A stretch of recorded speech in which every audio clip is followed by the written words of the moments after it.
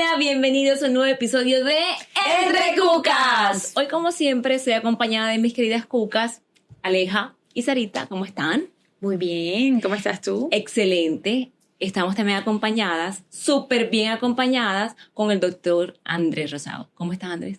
Hola a todos, excelente. Excelente. Bueno, hoy Andrés está acá con nosotros porque vamos a tocar un tema que es delicado, un tema que nosotros no somos expertas y queremos que él nos ilustre y nos vaya indicando y nos vaya ayudando a salir de muchas dudas que tenemos, ¿cierto? Así es. Bueno, teniendo en cuenta, y este tema lo traemos a colación porque hace unas semanas salió en las redes sociales una chica muy hermosa, talentosísima, hablando particularmente de la actriz Angélica Jaramillo. Uy, sí. Angélica Jaramillo. Eso fue un video que creo que nos impactó a todos. Creo que nos hizo la cabeza así porque no te esperas que alguien en las redes sociales, como siempre vemos en las redes sociales, gente feliz, gente compartiendo vinos, gente contenta, pero que alguien, un famoso, salga a decir esto, que para mí más que un showzazo fue un grito de ayúdenme, un grito de auxilio. Yo quedé impactada, sobre todo porque es una chica talentosísima, hermosísima, y que esté pasando por este momento tan fuerte en su vida, me dio fuerte.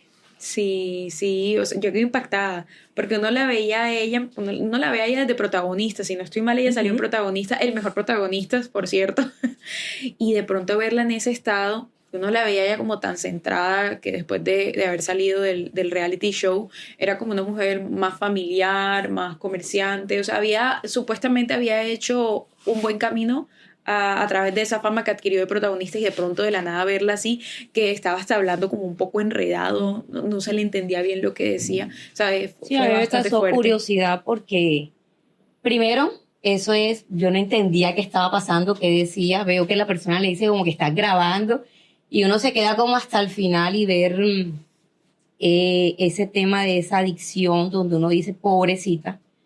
Bueno, yo la vi en protagonistas porque yo no soy de mucha televisión y tampoco la vi más. Y lo que tengo entendido es que ella viene hace muchos años con este tema. Entonces, no sé, comencemos con...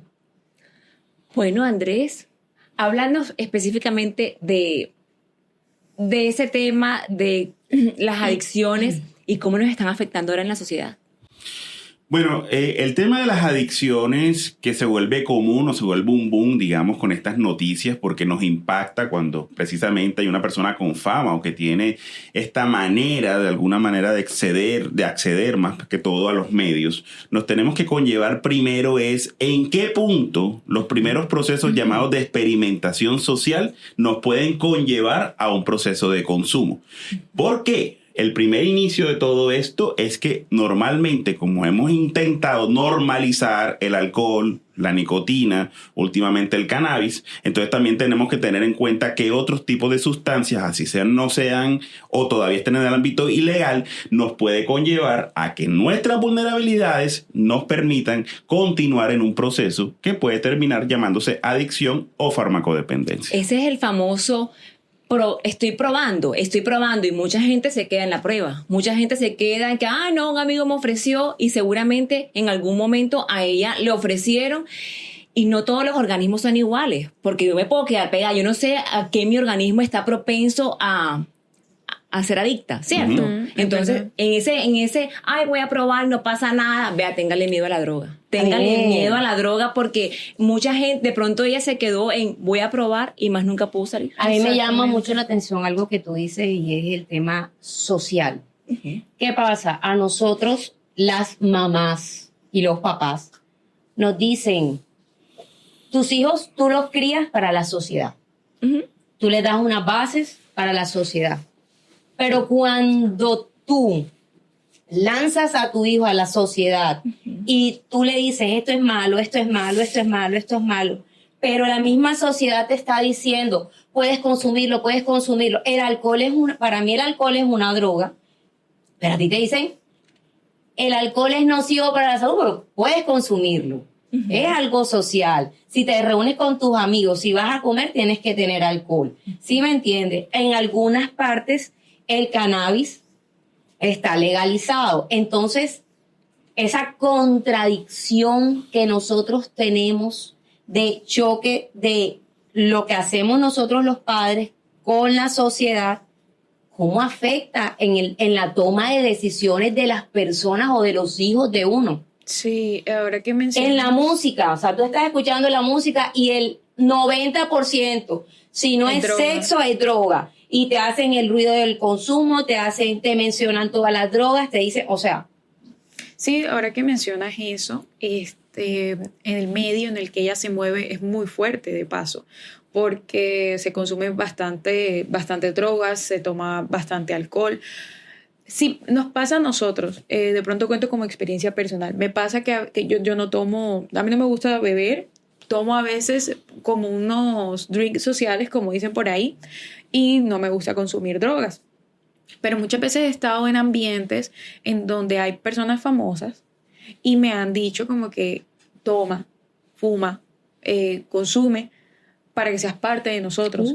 Y muchas veces eso, una persona que de pronto sea un poquito más débil de carácter, no haya tenido, por decir No, así. sin irnos tan lejos, hasta las mismas amistades. O sea, Hasta las mismas- sí, dentro sí. de los mismos amigos siempre hay uno que consume, eso- siempre, o sea, exacto. en todo, Y tienes en que todo. tener tanta fortaleza porque es que no haces parte del combo una vez digas que no. Exactamente. Una vez digas que no haces parte del combo Pero y es supongo una que- realidad. Supongo que es más fácil decirle no a un amigo que te convida a eso, pero en ámbitos como una persona con la que te conviene tener contactos, como es el caso de los famosos, y decirle que no a esa persona cuando tú sabes que te conviene, yo digo que es más difícil y las personas tienden a caer. Yo siento Pero- que hay que pero tener yo mucha quiero- personalidad para eso. Yo quiero que tengan en cuenta claro. lo siguiente. Creo que el primer punto que cada uno manifiesta fuera de la experimentación o del entorno que conlleva experimentar es la idea de la cantidad. ¿No? Alejandra decía que hay una etiqueta que dice el exceso de alcohol es perjudicial para la salud. No, el consumo de alcohol en cualquier cantidad, eso ya está comprobado, produce unos efectos que hacen un daño.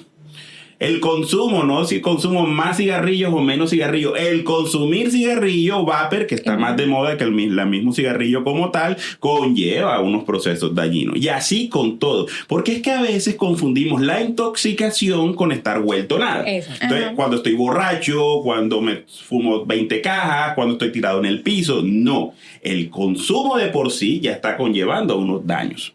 La segunda parte.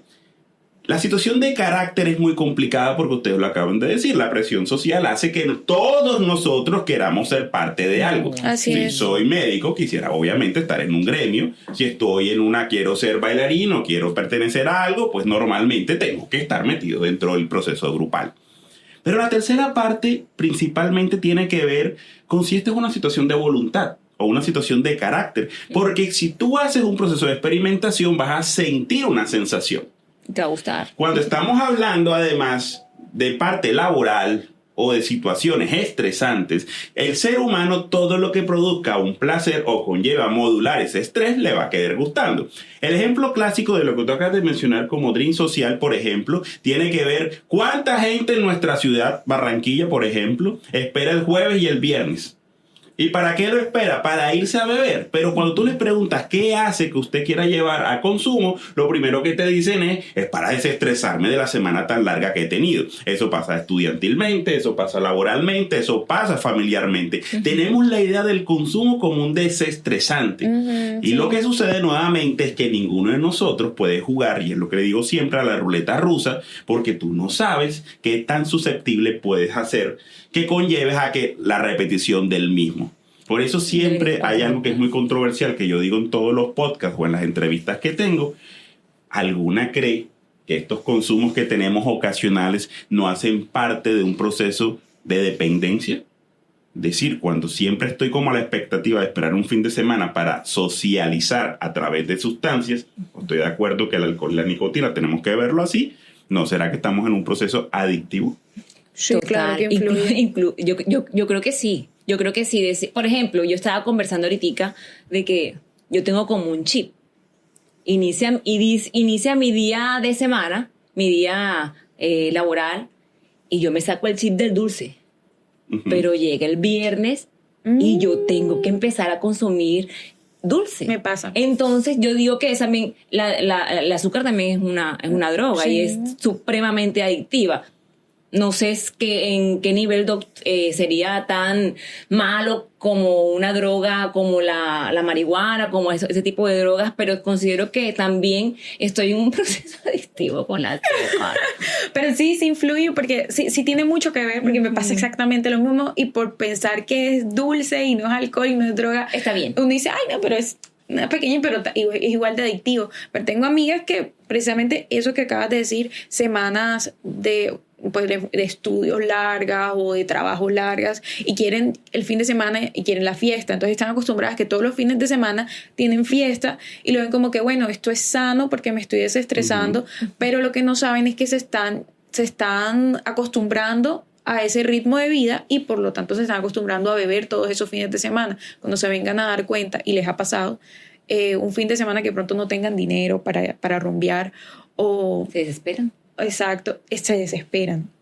Por eso digo que esos síntomas que parecen de abstinencia, pero uno no los ve porque considera que la abstinencia es esa tembladera que me da por no estar bajo consumo. Y ustedes acaban de decir algo importante. Hay hábitos por los cuales uno podría decir, no, y lo hemos hablado mucho, pero muy coloquialmente, el azúcar es una adicción.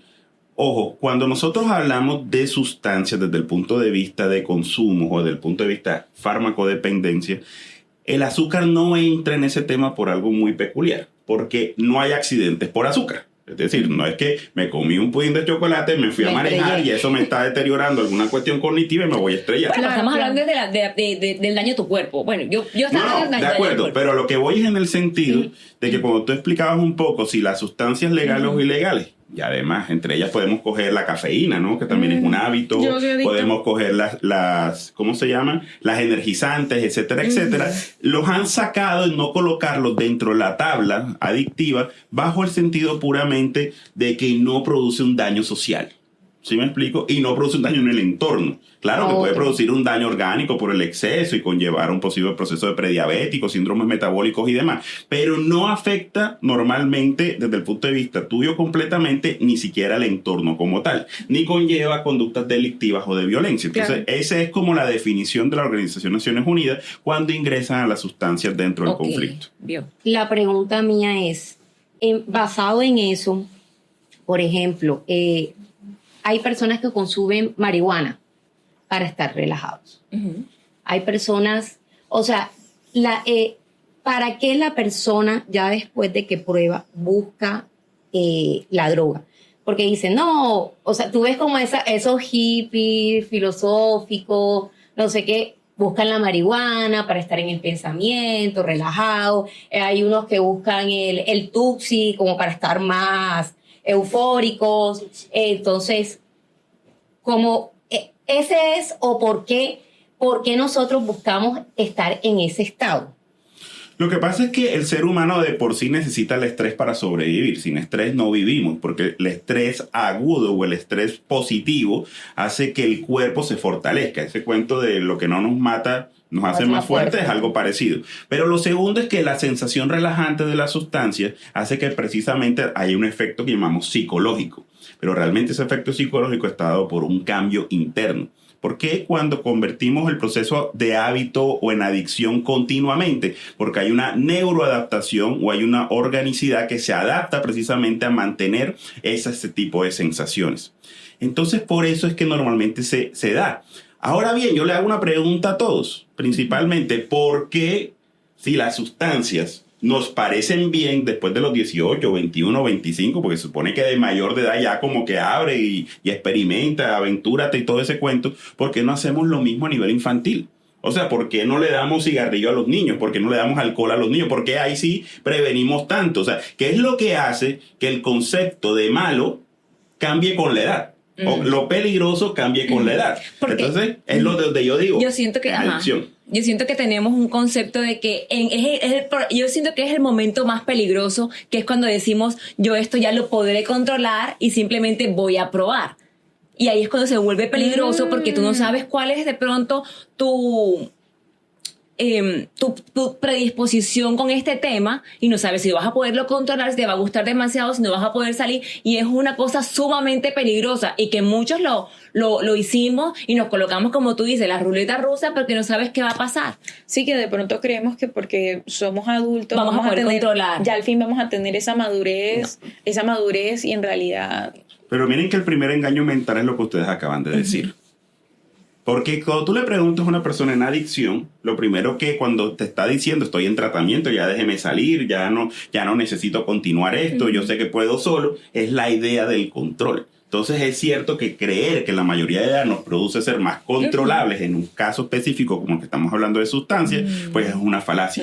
Tú no puedes dejar el pan, vas a poder dejar una vaina que te no puedes dejar el dulce, no puedes dejar el pan, vas a dejar una sustancia que te hace bloquear y te hace sentir bien mientras estás en eso, porque tengo entendido que también después que pasa el efecto, ya la película aquí se vuelve horrible y mira cómo está esa muchacha toda tan bella y toda maluca que se pone la droga. Lo que entiendo es que ella busca como refugio en las drogas, se encuentra ese refugio mientras que pasa el efecto y, o sea, ¿qué pasa? Ella está sustituyendo por momentos, pero cuando vuelve a la realidad sigue en su mismo problema. Claro. Entonces, a mí lo que me llama la atención mucho en la imagen es cuando ella pide ayuda. Y todo el mundo, no, es que ella está haciendo un grito de ayuda, de esto. Sí, pero no es parte también de la misma adicción, porque si la persona quisiera ayuda, no pudiera salir, no sé, pregunto yo. No, mira, el sistema orgánico tiene un gran problema. Y la verdad, eso es un daño de lo que yo le decía entre la organicidad, porque realmente es un cambio dentro del cuerpo. Y es el siguiente: cuando la persona está en adicción y ya la enfermedad está cronificada, la persona pierde dos, digamos, entre muchas cosas, es perder la visión de que el otro existe, ¿no? Lo que uno ve en consulta normalmente es este paciente que llega con el familiar y el familiar es el que habla. Y normalmente, como digo yo, los que no están entrenados, los primeros que van a coger rayos le van a decir, mira cómo está tu mamá, mira cómo está tu tía, y la persona está impávida, como que ese problema de ellos, yo no le dije que me trajera, ¿sí? Y la segunda es la visión sobre el sí mismo. Eso es un daño que se produce acá neurológico de tanta cronicidad. ¿Y qué hace ese daño? Que la persona es el popular que ustedes han visto posiblemente, esa persona que es protagonista, ha tenido un nombre, una fama, ¿cómo es posible que se deje caer? Entonces el popular chico que era muy buen futbolista, que era muy bueno en el estudio, de un día para otro se desprende de todo.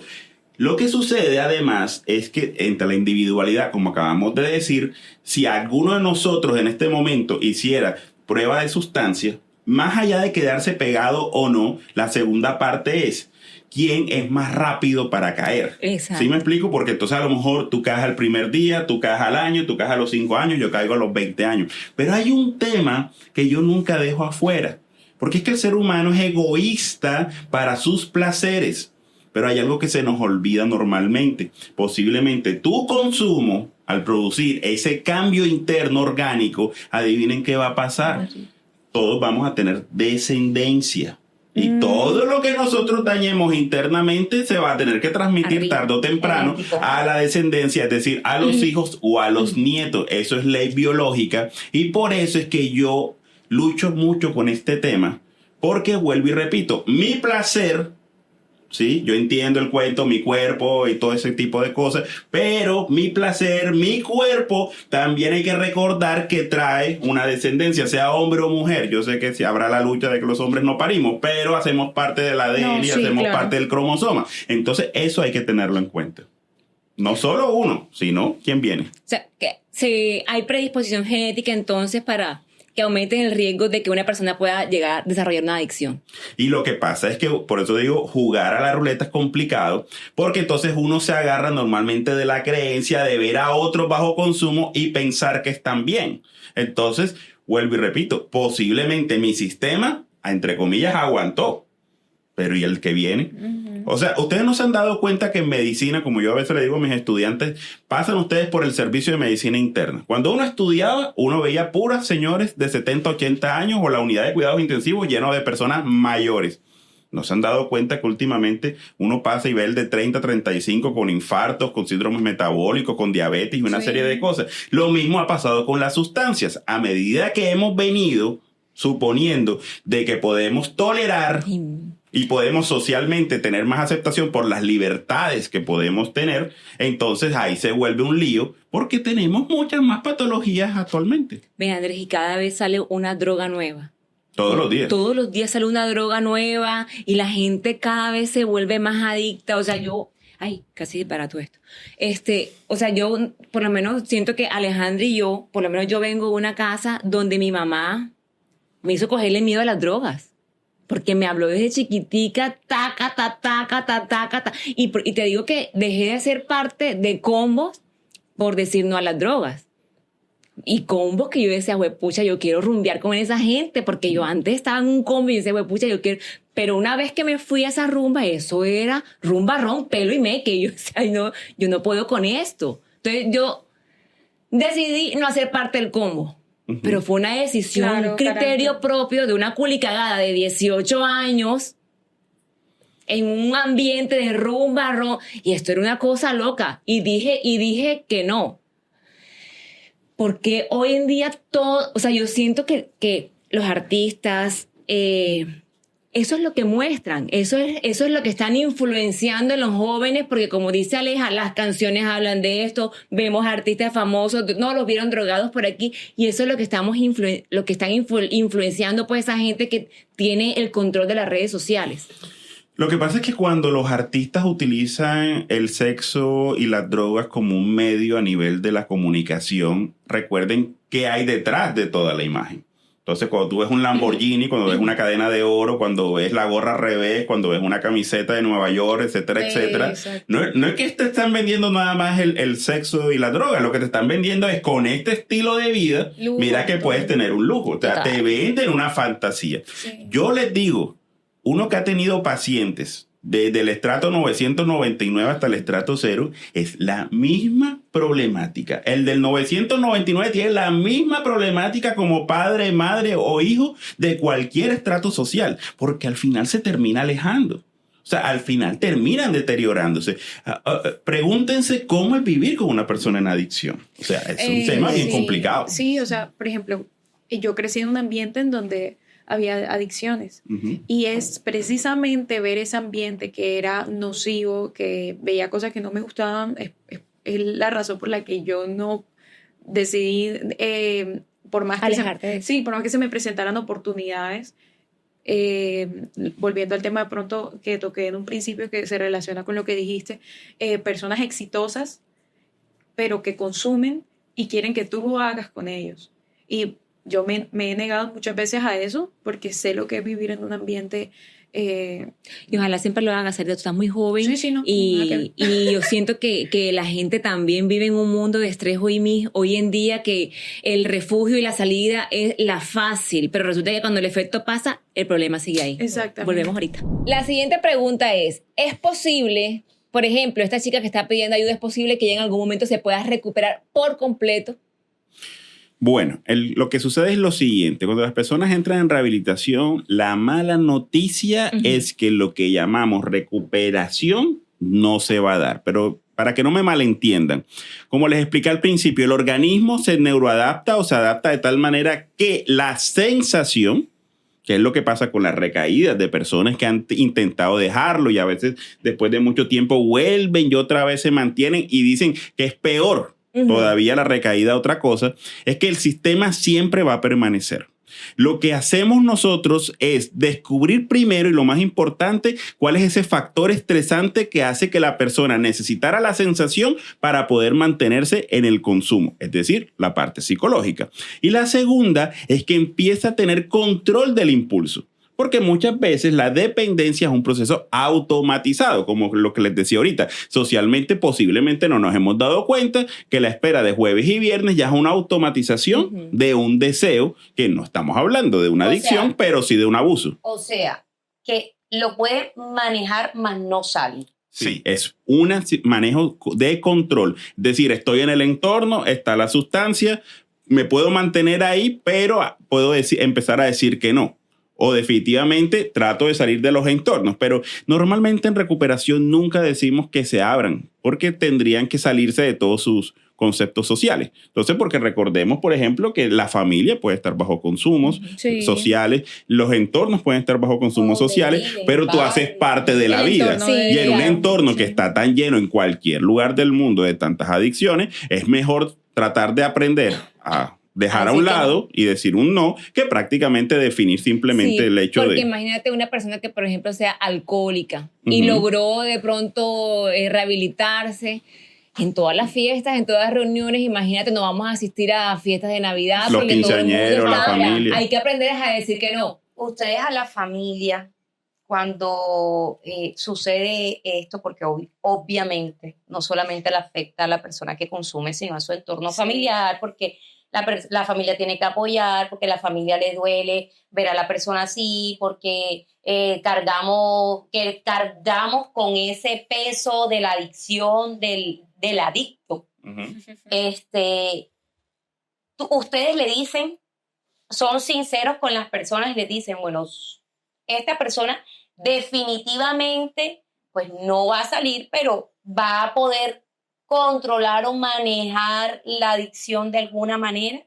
Se les dice para que no guarden esa esperanza, porque realmente yo siento que siempre las familias guardan la esperanza que como por arte de magia, y más cuando dices tú, están en rehabilitación, duran 1, 2 años sin consumir y de repente de la nada hay un detonante y volviste y caíste y vuelve el estrés y vuelve el dolor y vuelve el tema con la familia. Bueno, el tema es, primero miremoslo desde la parte histórica. Yo no tengo ningún paciente que haya estado bajo proceso de adicción sin historia mala. En psicología normalmente lo llamamos la historia del déficit, es decir, las cosas que nos han pasado en la vida, traumas, dificultades, maltratos, abusos, lo que sea que nos puede estar conllevando a eso. Segundo, como digo, vulnerabilidad. Entonces también a veces hay que revisar la historia no solo del entorno, sino un poquito más arriba. Y tercero, desde el punto de vista informativo, nosotros lo que hacemos es que el primero que tiene que entender la enfermedad es el mismo paciente. Claro, la familia se va a buscar los grupos de apoyo, uno va a estar ahí para ellos, va a tratar de darle las mejores explicaciones posibles del fenómeno, pero el paciente tiene que entender que es Así es. individual. ¿Por qué? Ya que ante tanto rechazo que produce a veces el mismo concepto adictivo a nivel de familia, entonces tienen que vivir con la frustración de la etiqueta.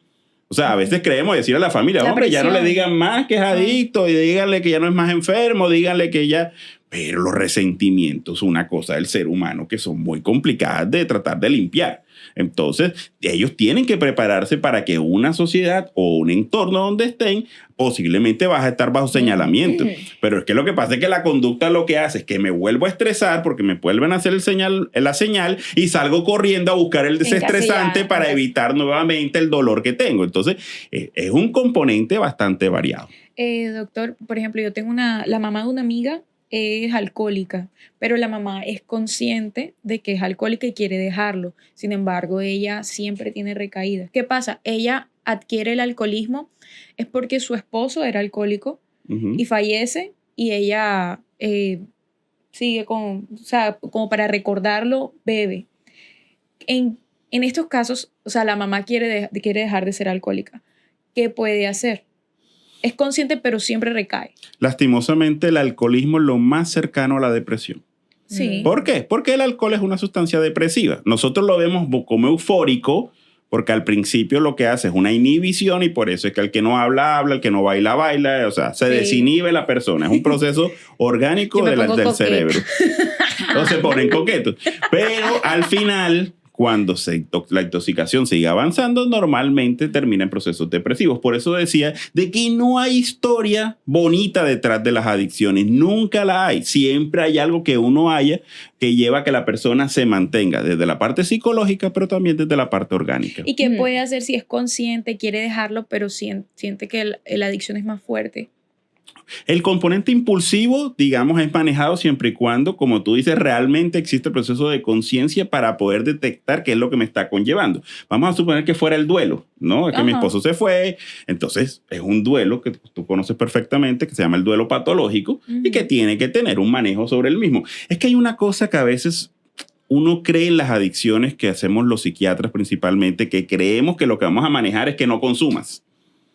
Porque es que esa es la parte sencilla, porque si esto fuera de no consumir, como le digo yo a todo el mundo, construyo una institución, meto a la persona 3 años bajo una celda, le paso la comida por debajo y lo lavo con manguera, y a los 3 años se supone que ya no pasa nada, ¿cierto? Pero como no sanaste, Pero a lo que salga, vuelves. Mientras el dolor exista, Exacto. mientras el déficit exista, al 13 años, y lo he visto, pacientes que han estado 10 años en instituciones. Cuando yo empecé esta carrera, vi personas de 10 años y al 10 años salía. Entonces, en definitiva, Doc, lo que hay es que estar consciente de que no estar en negación. No estar en negación de que hay que ser consciente, pedir ayuda y de verdad empezar a sanar. ¿Cómo hace uno con esa gente que está en negación? ¿Cómo hacemos para que esa gente, hombre, ya caiga en la cuenta? Lastimosamente, como les decía, cuando el cerebro pierde los dos conceptos, sobre el sí mismo y sobre el otro, es más difícil. Es muy complicado. No se meta en el cuento el adicto que está diciendo, lo voy a dejar por mis hijos, por mi esposa, por mi... Carreta. No, Él no por tiene sí la mismo. capacidad o ella no tiene la capacidad de hacerlo por alguien más. Así es. Se pierde esa capacidad y eso es un proceso Exacto. biológico. Eso no es Entonces, por cuando nadie. están en negación, normalmente los grupos antes decíamos que toquen fondo. Tratamos de que sea a veces un poco obligatorio. Colombia tiene como esa parte de hacer obligatorio a veces los manejos, pero la creencia de que el que niega va a salir de la negación, muy difícil. No, y a muy veces, a difícil. veces tocan fondo y siguen. No, Sí, porque no se dan sí, cuenta. No se dan cuenta, No se dan cuenta. y no te das y uno lo ve. Uno lo ve gente que de pronto, mire, el otro día iba con Carlos en el carro y vino un tipo vuelto nada. Me decía, mira ese pelado, pinta y todo, y los papás eran de billete y todo eso, y no les importa nada. Y cuando están en ese estado, no les importa nada. Pierden No. la empatía. Pierden un poco. Claro, porque se pierde la visión del otro. Sí. Entonces no pueden sentir ponerse en el zapato de los demás. Sí, es que igual neuronalmente siempre afecta a los químicos de la empatía, de la felicidad. Daña Todas- todo el sistema. sí. Es un sistema que se llama sistema de recompensa, que está dado por algo que se llama dopamina. Nosotros normalmente conocemos la serotonina, que es esa placentera y demás. Pero en este caso la dopamina es predominante como neurotransmisor y eso es lo que produce una sobrevivencia. Entonces las personas que ya entran en procesos de dependencia o de adicción crónica, entonces lo que conlleva es que prácticamente necesitan la droga o creen necesitar la droga como modo de sobrevivencia. Dicen que incluso afecta a la hora como que el cariño que le tienes a las otras personas. O sea, que el consumo afecta a la hora de enamorarte, el afecto que le tienes a tus hijos, el afecto que le tienes a tu mamá. Afecta, es que porque ya- no es lo mismo. No, Porque es que la no- emoción es impulsiva. Exacto. La otra es que la emoción es impulsiva. Entonces, como los placeres son inmediatos, pero también los displaceres van a ser inmediatos, que es lo que tú Sí. explicabas hace un rato atrás, de que se pierde el efecto, entonces siempre voy a tratar de estar buscando esa buscar parte. picos altos. Y como los seres humanos, digamos, no siempre nos hace feliz el que está al lado, porque pues existen diferentes situaciones, Epa. entonces tú no puedes estar en ese mismo pico con el entorno. Y contigo mismo tienes que buscar la parte externa. Es verdad. No tanto eso, sino que somos tan inconscientes a veces y tan irresponsables que en el momento en que decidimos hacer la prueba, eso nos afecta a todo, nos afecta el aspecto familiar, el aspecto laboral, socialmente. Uno debe pensar siempre como, ay, ¿qué dirán los demás? Pero qué horrible estar con una persona, o sea, una persona que está en ese estado todo el Sí. tiempo, que necesita todo el tiempo de la droga para estar bien, pues a mí me parece mal. Claro, pero al mismo tiempo, por eso yo siempre invito a las personas que lo veamos como una enfermedad.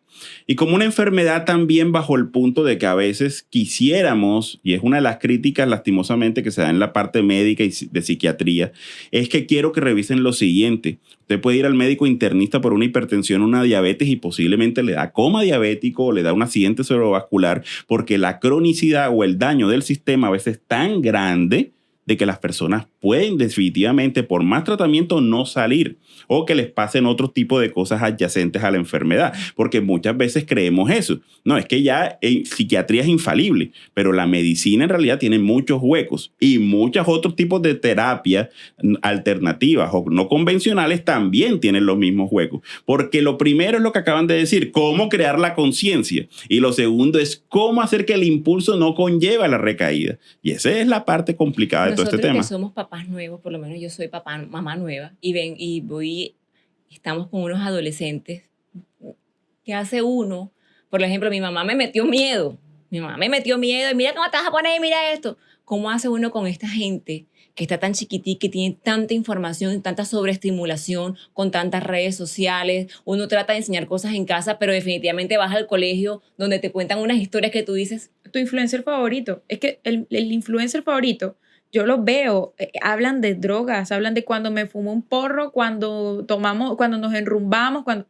Y eso y ven, ellos lo ven quieren los peladitos. imitar, son influencers Sí. y influencian sobre nuestros hijos, que nosotros estamos diciendo que la droga es mala, que esto es malo, pero ellos están diciendo que es chévere, que es divertida. ¿Cómo hacemos nosotros desde casa para que estos niñitos salgan con esos escudos que tuvimos nosotras desde nuestra casa y puedan decir, no, esto no lo quiero para mi vida? Pues lo primero es tratar de confiar, como dice uno, en lo que uno cría. Es decir, al final...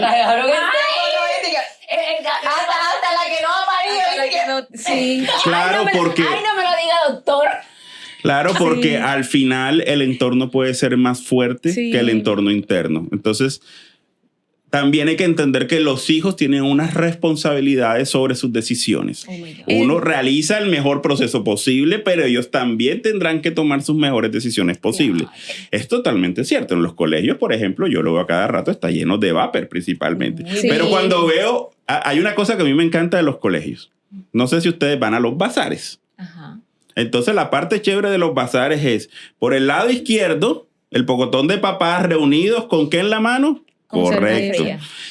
El miércoles y domingo que hay que partido y se reúnen todos, ¿qué hay en la mano? Cerveza. Correcto. Entonces la primera pregunta es ¿qué tanto hacemos nosotros como adultos para eso? Sí, Ok. es ¿Y qué verdad. tanto hacemos la sociedad? Ya después viene el entorno, influencer y demás.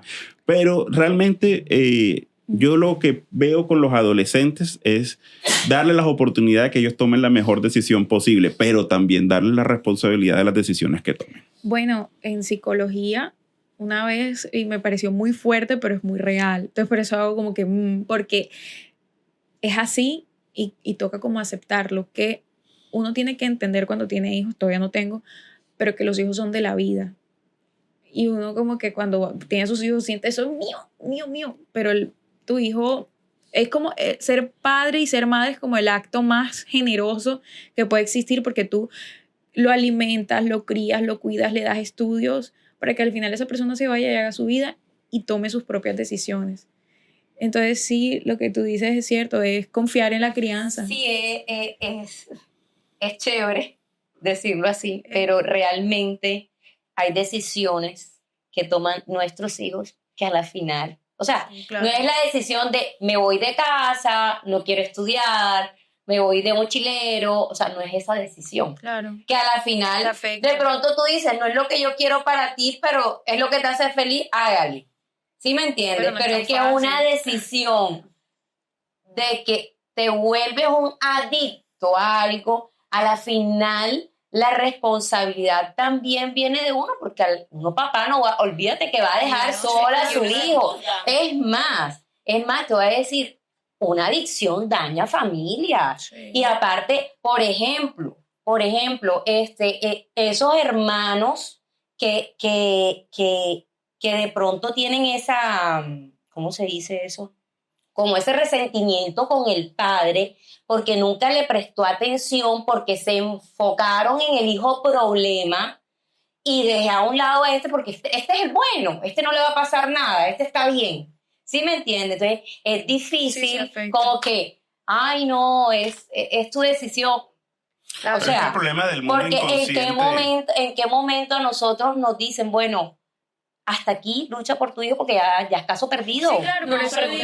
pero son- no va por ahí todavía. Pero Porque son toda la dos vida. temas distintos. Es decir, si yo tengo un posible, vuelvo y repito, un cuadro de diabetes para poner otra patología y me toca ir al hospital y a lo mejor me toca estar encerrado porque tengo un pie diabético y me lo tienen que mejorar, pues lo más seguro es que tengo un acompañante que me esté ahí en el proceso.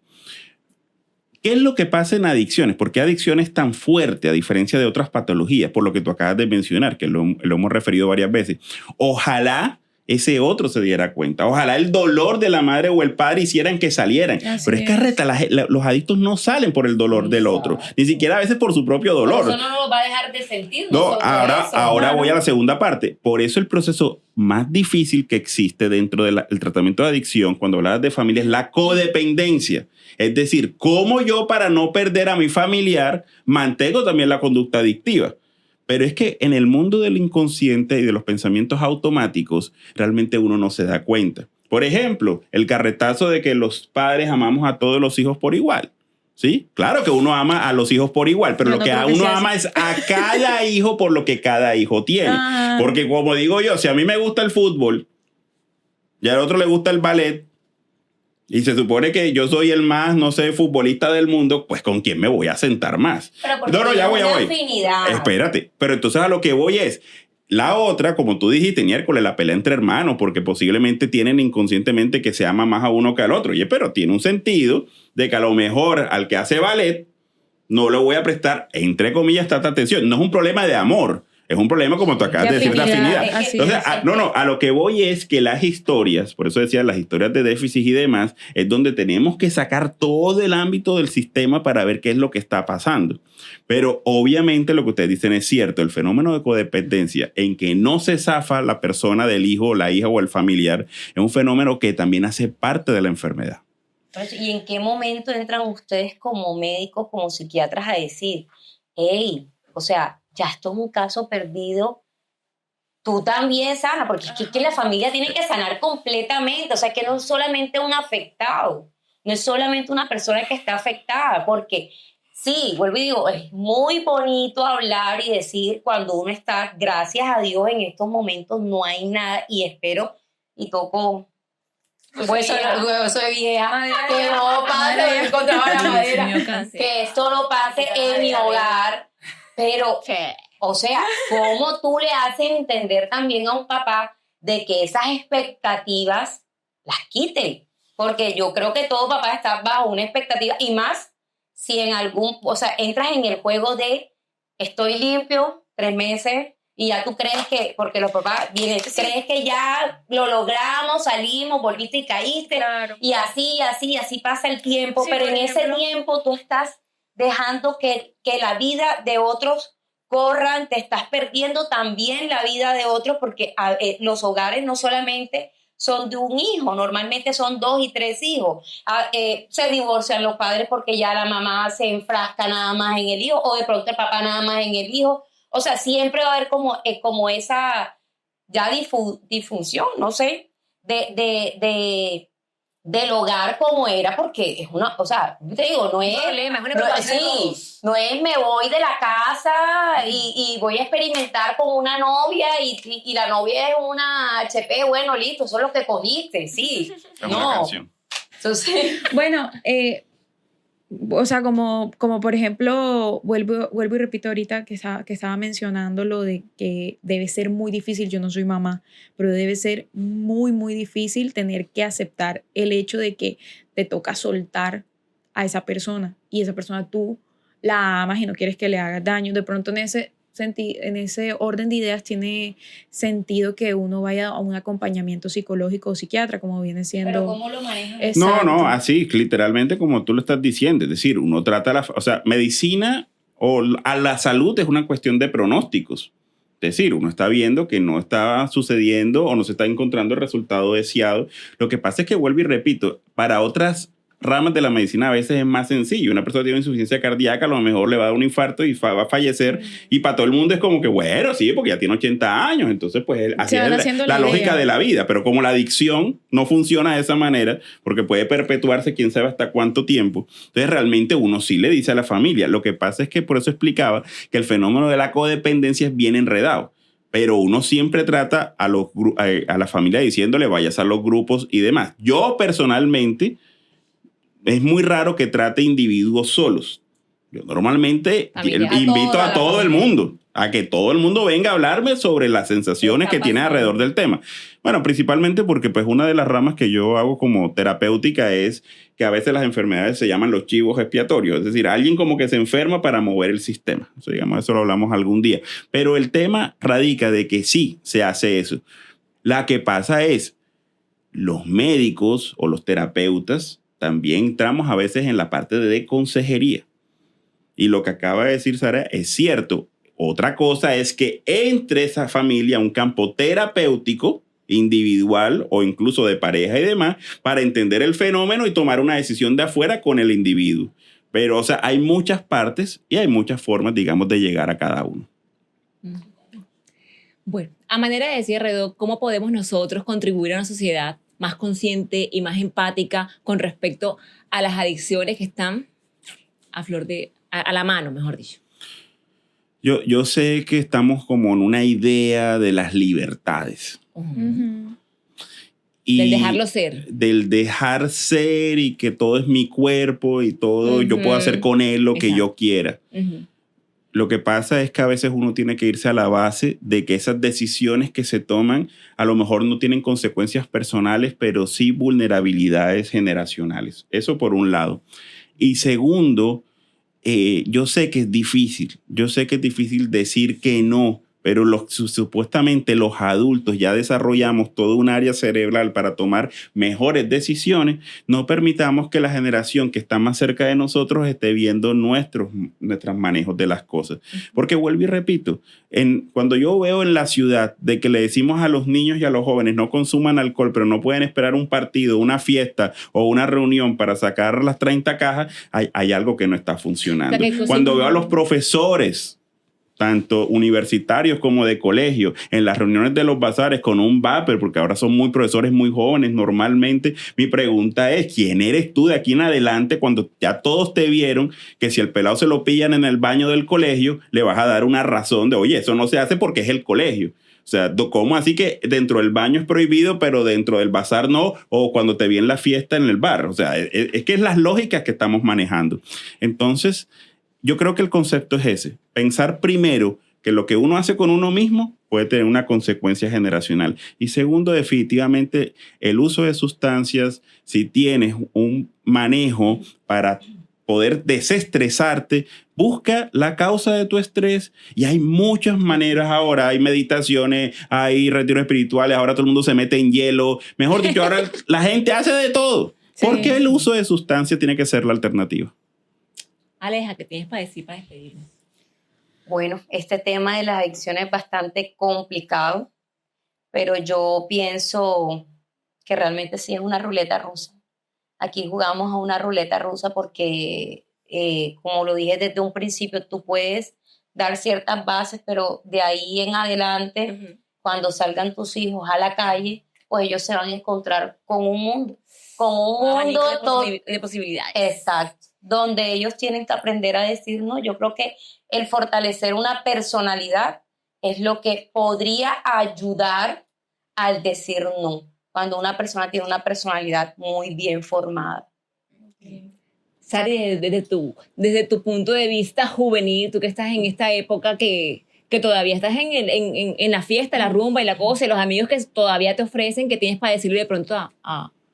Pues supongo que, bueno, también lo que dijo Aleja, estoy de acuerdo, formar una personalidad con un carácter más fuerte de saber decir no a los amigos, a la sociedad, o sea, tener criterio. Es muy importante enseñarle a los hijos a tener su propio criterio. Y creo también, según lo que dice Andrés, enseñarles de empatía. Que no creer no caer en el yoyismo, porque caemos en el yoyismo. Yo. Pues. Es que yo soy el que me voy a afectar, es que yo soy el que me voy a hacer daño. Es que no, también piensa en vas a afectar a tu familia, vas a afectar a tu mamá, es justo enseñar eso desde muy pequeños. Y ese sería de pronto mi... Bueno, yo pienso también, igual que mis compañeros acá, y coincidimos en que es un mal hábito de que nosotros como padres, y mi mensaje va para los chicos y para la juventud, de nosotros como padres tenemos que dar el ejemplo desde casa, fomentar esos valores y ir dándole esos escudos a los hijos, porque los hijos son prestados. En este momento están con nosotros y les damos el alimento, les limpiamos el culo cuando cagan y todo eso, pero llega un momento que te van a decir, no te metas en mi vida. Pero en ese momento ya tenemos que tener previo todos esos escudos, hablarles con la verdad. Si tú no le hablas con la verdad y si no eres crudo en el momento que tienes que serlo, en el colegio sí le van a hablar crudo y le van a pintar florecitas al lado. Háblale, dile qué está bien, qué está mal, ponle ejemplos, habla de lo que está mal, mándalo con esos escudos y que le cojan miedo, que le cojan miedo. Eso tendría que decir, que le cojan miedo.